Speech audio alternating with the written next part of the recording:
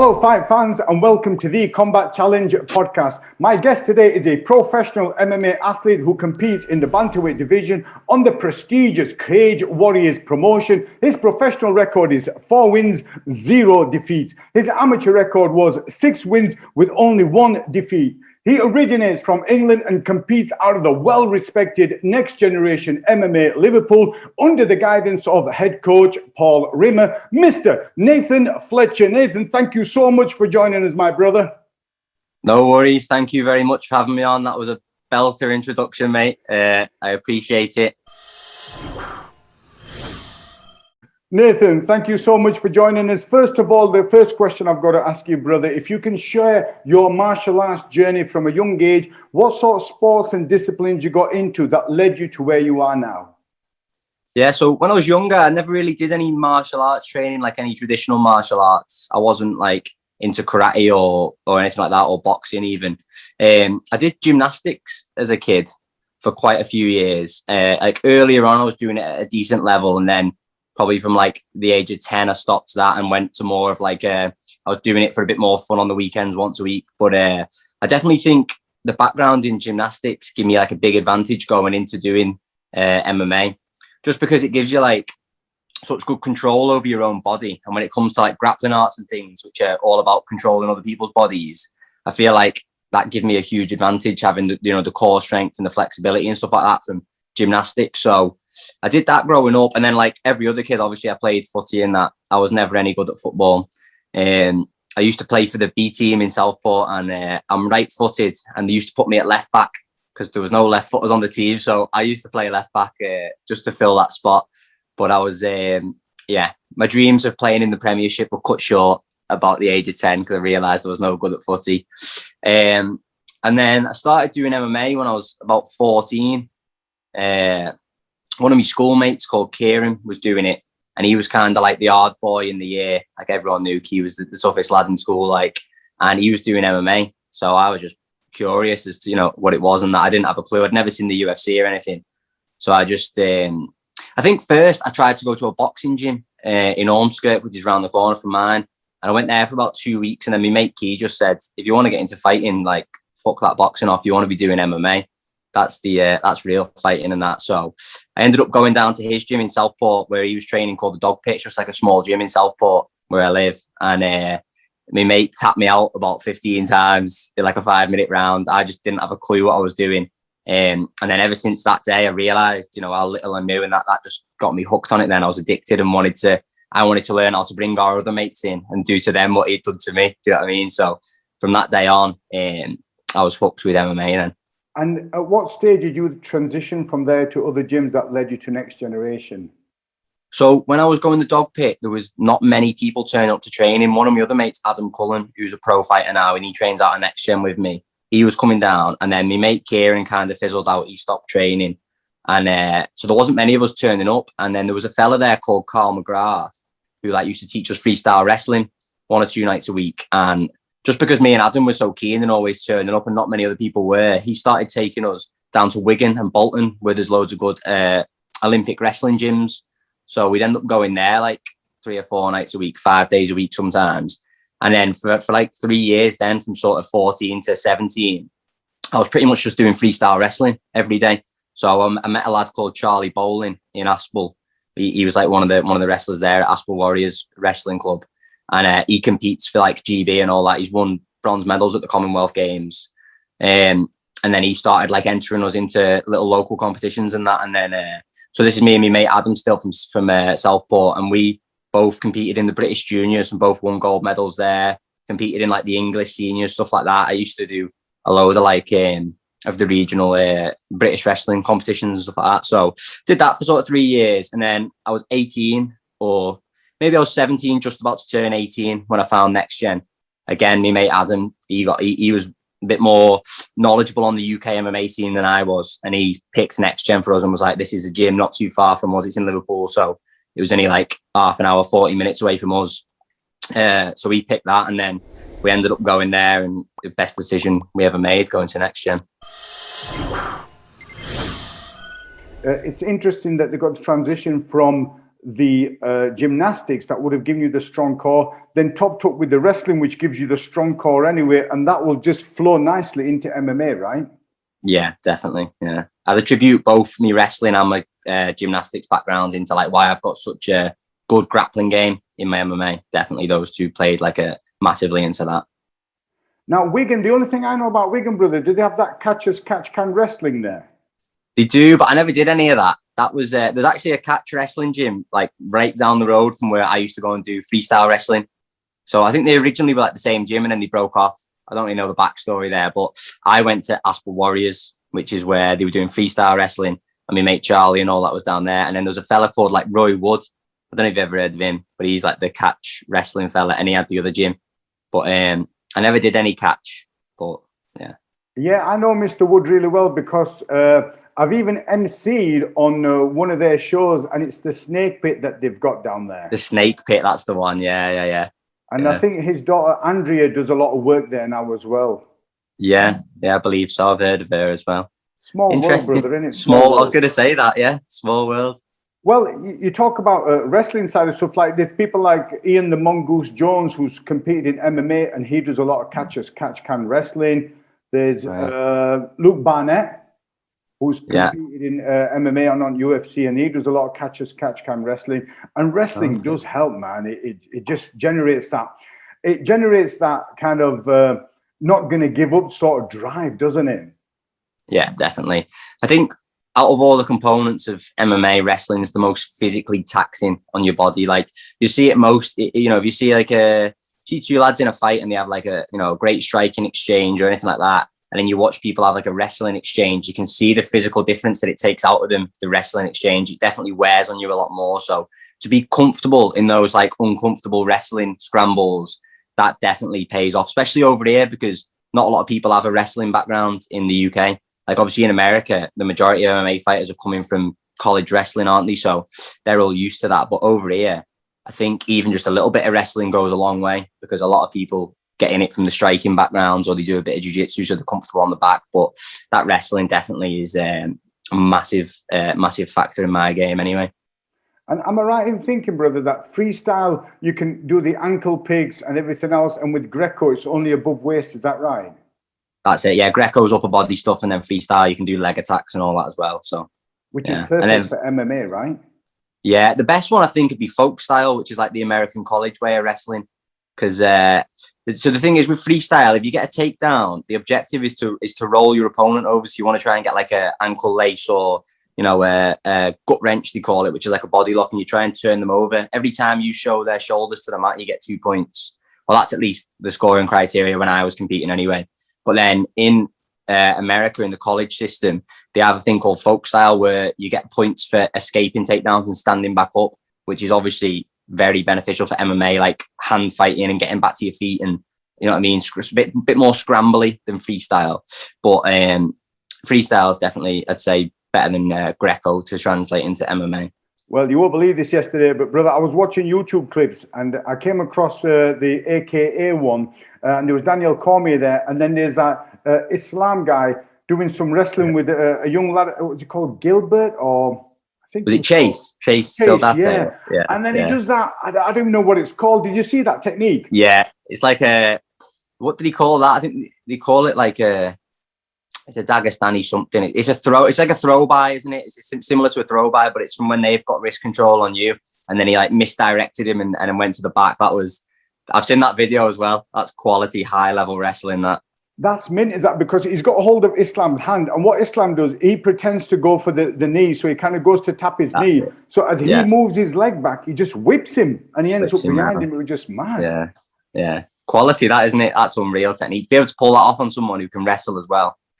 Yeah. But I tell you what, brother, that Chase, then I watched another video, and that Chase did the same thing to someone else in a competition. I don't know if you've seen that or not. I've seen that as well, yeah. It's brilliant, that, isn't it? Just shows that he's obviously paying off for him going in and wrestling with those high level guys in AKA. That Chase is he's in college now competing. I don't know what college he's at. It might be. No, I don't know. I'm not even going to guess. But I seen one of his college matches the other day. So, because he was in high school when he was there training with Daniel Cormier and all that. Because DC is the Gilroy Wrestling high school coach, isn't he? So that's why he brought all his team in to train with the Russian lads that they've got in AKA. So that must have been some experience for them. For sure, man. Especially for them to like roll with people like Khabib and everyone else. It must have been awesome, man. Yeah, brilliant, isn't it? Your last fight was on Cagewarriors 118 against Lee Mitchell, who at that time was on a 3-fight winning streak. Can you share with us what you knew about Lee and what the game plan was, and let us know if that came to fruition or not? Yeah, I knew loads about Lee, to be honest. I've been watching him since my amateur days anyway. He was always one of the best amateurs coming up when I was starting out. And I'd met him before at like other events. When I fought against Rico Biggs in my pro debut, that was in Colchester, where Lee's from. And he was like helping out run the show there. And yeah, so I met him there. And he's actually a dead sound lad. Like, we got on dead well. I was half mates with him, to be honest. We used to like message each other and that. And we were even going to do a bit of training together. And then that was before the COVID pandemic started. So then that never ended up happening. And then the first fight back I get offered was Lee. So it was a bit like, oh, flipping heck, I was going to maybe train with him down the road. But then obviously we took the fight, got that out of the way. And now I'm sure in the future I'll be able to get a bit of training in with him. But yeah, with him, if you look at all his fights, he's a wrestler. He puts a fast pace on people. He takes them down. That's his style, is just to like push you up against the fence and wrestle. So I was expecting like a very wrestling heavy attack, and then he come out and he turned into a striker all of a sudden, and he was like jabbing, picking and moving, like angling off, beating the foot, because he's a southpaw. So that was one of my first fights against like a good level southpaw opponent who did all the southpaw things well, like he was moving to the outside of my foot and stuff. So it was a completely different fight to what I thought it was going to be, and that definitely threw me off a little bit. I wasn't expecting him to be so on the back foot and circling round, and also he was a lot quicker than I thought, because he'd fought at flyweight previously. So I think he had maybe a slight speed advantage over me. But yeah, so the fight didn't really go how I expected. However, in the second round, when I started picking it up on him and putting the pace on him and implementing my wrestling, my takedowns, my jiu-jitsu, it started to go my way. And I knew pretty early on in that second round that I was going to be able to get the finish, because I took his back a few times, and I'm very good at, when I get on people's backs, finishing with rear naked chokes and stuff like that. So all in all, I'm happy with my performance, especially because I had to kind of come out, change the game plan like halfway through the fight. And obviously he dropped me in that first round as well. So I had to kind of clear the cobwebs a little bit and come back from that. So it was a good little tester. It was a good testing fight, and I'm happy with how I got on, and that I was able to still get the finish over him, because obviously he's a good level opponent, isn't he? So yeah. Sure. And a win is great, but to be getting dropped and somebody coming out and going against what you thought they were going to do, that's the icing on the cake, right? Yeah, definitely. That's good. That's all experience that you want to have, because obviously going forward in my career now, I'm only going to be fighting tougher and tougher people, more well-rounded fighters as well. So being able to like change up your game plan on the fly and adapt during like mid-fight, that's a key skill, I think, to be successful, especially when you get to the UFC and everyone's so good at everything. You might go in and plan A doesn't work straight away, so you've got to have plan B, C, D. Do you know what I mean? You've got to have many ways to win the fight. So I was definitely happy with the experience I got after that fight. Yeah, 100%. For sure, brother. Now, that was your last fight. Your next fight is scheduled for this Saturday on Cagewarriors 121 against Michel, the Italian Thunder Martignoni, who has 6 professional fights and 0 defeats. Brother, what do you know about Michel, and what your thoughts are that the fight's going to plan out? Yeah, obviously he's undefeated like me. I don't really know the caliber of guys that he's fought before Wesley Meyer. Now, I know Wesley Meyer's a good opponent, and Michel looked all right in that fight. He was getting beat in the first round, and then he went to his grappling in the second and third and managed to control the fight. He was never really in like any finishing positions, but he managed to like dominate the positions, and like his passing on the ground and stuff like that was good. His control was decent. However, I do think that fight was more a case of Wesley tiring himself out and looking for the finish in the first, and then it looked like he kind of emptied the gas tank. So Michel was just a fresher man and managed to sort of weather the storm.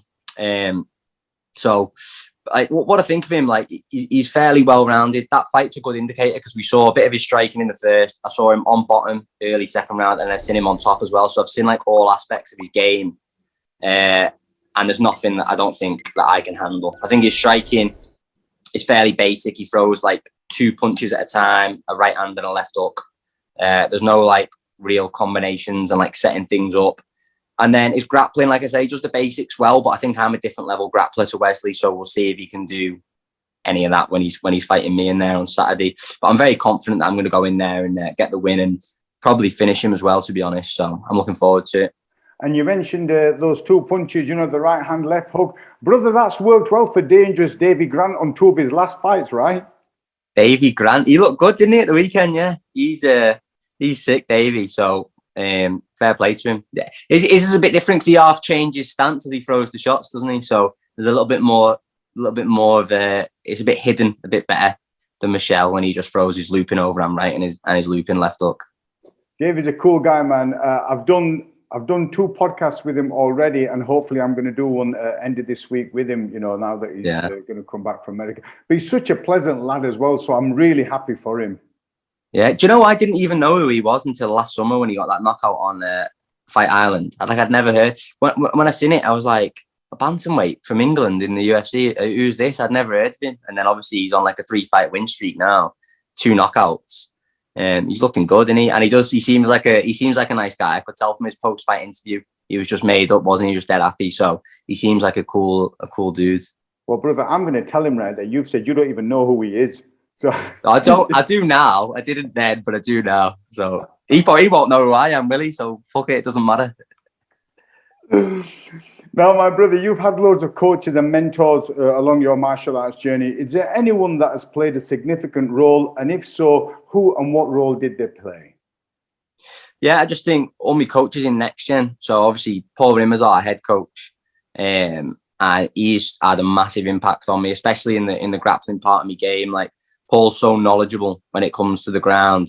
And I think you can see that in like the style of all the grapplers in our gym is a little bit different. And so Paul's quite a big guy, and he's definitely not the type to be like playing off his back and throwing up triangles. And yet he's taught Paddy from scratch. And you see Paddy's game, he's got flying triangles, flying submissions, and like a really effective guard. And then you've got all our jiu-jitsu team, like Ben Hills and Matty Holmes and all them lot who are competing in like no-gi sub-only matches. And they're just like such a high level as well. And that all comes down to Paul's coaching. So Paul's definitely had a big impact on me. And then Ellis Hampson is my other head coach. And he is like pretty much the unsung hero of the gym. Like, he put so much time into all of us fighters. He was a professional fighter himself, and he's only retired a couple of years ago. But he's got so much experience, and even little things like helping with the weight cuts and stuff like that. He knows so much about every aspect of the game. And then Simon Audley is our kickboxing coach as well. So he's in every week helping us out. And again, my striking's come on so much. Like I said before, I've come from more of like a wrestling and a grappling background. So if you see where my striking's at now compared to when I started, that's all down to Cy Audley and my boxing coach as well, Chris Williams, who has put a lot of time into me over the years, working on my hands. So those 4, they're sort of my main coaches. But even like Charlie, you know, my mate I was speaking of before, from the wrestling gym, he brought my wrestling on from scratch pretty much. So he's had like a big impact on my career as well, definitely. So yeah, I definitely wouldn't be where I am today without all those I just mentioned there. Now, I watched a little clip the other day where Darren Till and Dan Hardy are talking to the presenter about Paddy the Baddy, and the clip goes on to Paddy getting the flying triangle that you're talking about. And as he's got him down, you can just over his shoulder, you can see Paul sat there because he's in corner and he's like this. And as soon as he gets, you know, the tap, it's like jumping up, and you could see the joy in his face. And it must be awesome for him to see a technique that is shown and it come to fruition in a match, right? Yeah, 100%. You can see that if you look at all of our fights, and you can see, especially on Cagewarriors, because they show the corner cam when the coaches react, and you can always see how happy all the coaches are for us when we win, because obviously they put so much time into us. So to see what they're putting into us pay off, and us as athletes going out and doing, you know, what we're being taught, that must be very rewarding for them as well as it is for us. Every fight is different, my brother, and every fighter has their own ritual on fight day. What's your kind of routine to keep you nice and calm on fight day whilst you're in the changing room or in the morning when you get up before you step out into the arena? Yeah, so I'm pretty chilled anyway. I'm quite chilled all throughout fight day until about 45 minutes before my fight. And then I like to get a nice hard warm up in and get nice and amped up before I get into the cage. But a typical fight day for me, this one is going to be a little bit different because I'm going to be in the hotel at Cagewarriors London. So I'll probably wake up 8 o'clock-ish, go down, have my breakfast, have a little coffee, chill out, head back to the room. And then I like to watch fights all the fight day. So I'll just get UFC Fight Pass on and go over and watch some good fights, some of my favourite fights. I was actually watching today Chad Mendes versus Jose Aldo 2, the second one, the 5-rounder. Have you seen that fight? I haven't, no.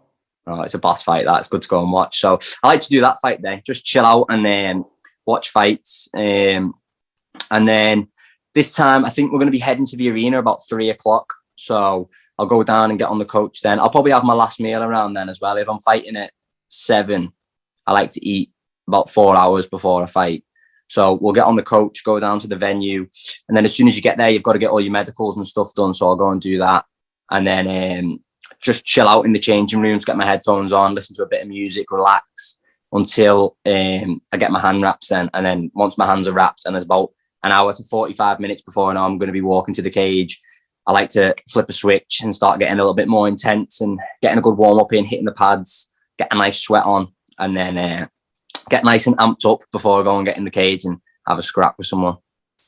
Well, everybody has that moment when the switch comes on and they kind of take it to the next level. So from there, it sounds like when you're getting your wraps on, that's kind of the bit where it starts from there, right?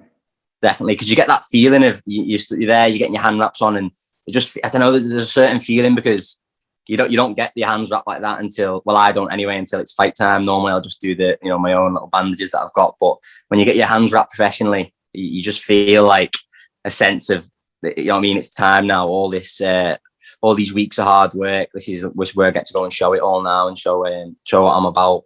So yeah, definitely that when the hand wraps go on, then the switch flips and then it's time to get in kill mode. Now, you've been fortunate enough, you've had loads of amateur fights and loads of professional fights. Of all those fights, is there any fight or fights that have been quite rewarding for you? It could be some sort of adversity you've overcome, like an issue with weight cut or an injury, and that you've been able to deal with. Is there anything that you could share with us?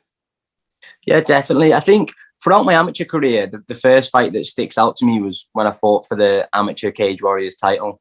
That was kind of my first real competitive fight. The guys had fought before that. No offense to them, but they weren't high level. They were sort of similar to me, first couple of fights, just starting out. I don't know if a lot of them still do MMA anymore, but then my fourth fight, I fought someone who had a big winning record and he'd been around on the amateur scene for a while. Jordan Baxter, his name was. And that fight was in the Echo Arena and I sold probably 80 odd tickets. So I had all my friends there and family. And then I went out and put on my best performance up until that point anyway. And that was just a quality night for me, definitely. But in terms of my career as a whole, I'd say my third fight against Joan Segas, which was in Manchester last year, that was by far my career highlight, I'd say. A lot of reasons why because of that. So first of all, I got injured about 2 weeks out from the fight, maybe 3 weeks out. I was wrestling with a lad who's a little bit bigger than me, and I was deep in on a single leg, and he'd kind of sprawled and tried to reverse me into the mat, and I kind of spiked my shoulder on the mat, and I couldn't train then from that Friday until up until the fight basically. So I missed about the last 2 weeks of training and then fight week. So obviously with that, I'm unsure I'm going to pull out all this going through my head, but I knew that it was getting better and it wasn't too serious. So I thought as long as I can get to fight night and make weight and everything with the adrenaline, I'm not going to feel it. Do you know what I mean? So, and obviously that all paid off. So I ended up fighting and finishing the kid in the first round. So that was probably one of the reasons why it means a lot to me, that fight. But then again, with it being in Manchester, it was so close to home. And then I sold over 100 tickets for this one. This was literally the most people I've ever had at a fight. When I walked out, the whole crowd was there for me. It was quality. Literally, they were all stood by the walkout. Obviously, when you're there, you're in a crazy state of mind anyway. There's nerves, excitement, everything going on. And then just to see all my close ones or all my family and friends there cheering me on, I got a real like surge of energy from that. And I think I just got into the cage at like the perfect level of intensity what I needed to be at, and then I ended up performing like pretty much a perfect fight. I didn't get hit.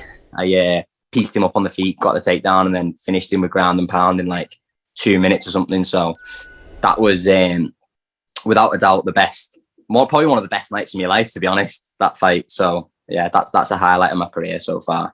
And I'm sure having all those people, that it kind of gives you like a virtual little leverage and a bit of a push, doesn't it, with that noise and them calling you out, right? Yeah, 100%. I never thought like the crowd played too much into it, but seeing the difference between the March card when I fought with all my family and friends there, and then the last one when there was no crowd at all, I definitely felt two different levels of intensity. Like the last fight there, it was almost, until I got hit, I was like, oh yeah, you're in a fight here. You need to wake up and, you know what I mean, and start going. Whereas that other one in March, when all the crowd was there, that gave me enough like energy to go all night then. So yeah, I think it definitely can play into it, having all your friends and family and that there.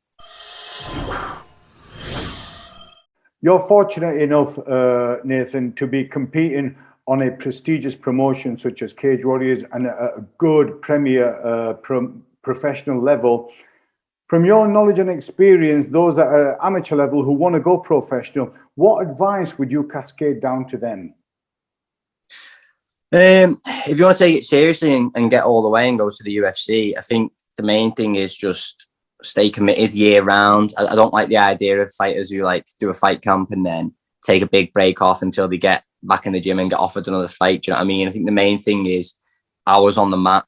That's what it comes down to at the end of the day. Who's willing to put in the most time and energy into effective training? Like if you're just going to go and take a fight and then go out partying at the weekend and then chill for like a month, eat a load of shit and then think you're the man and then come back in the gym and take another fight in 6 weeks, you're never going to be progressing as much as the guy who wins a fight and gets right back in the gym on Monday and carries on learning. Because at the end of the day with MMA, there's no ceiling to how good you can get. There's so many techniques, there's so many different areas of the game that you can improve on: your strength and conditioning, your diet, your recovery, your striking, your grappling. Do you know what I mean? It's just endless. So main thing I'd say is just be willing to like sacrifice a lot and put all your time into this. That's what I had to do. And it took my first loss as an amateur to realize that like I wasn't training as hard as I could have. I thought I was doing everything right until I got beat. And then I realized like there's so much more I can be doing. And it's just about accepting that and then making the sacrifices and then making it happen. So that would be my main advice for someone wanting to do it professionally. Nathan, thank you so much for sharing your knowledge and experience with us. Good luck on your fight this Saturday, and hopefully I'll have you on the podcast sometime next week, you know, after you've had your fight, and hopefully the result goes your way, and I'll see you then, brother. Thank you very much, mate. I appreciate you having me on, and I appreciate that kind words there. So hopefully I'll go and get the win on Saturday, and then I'll come back on next week and we can do another one.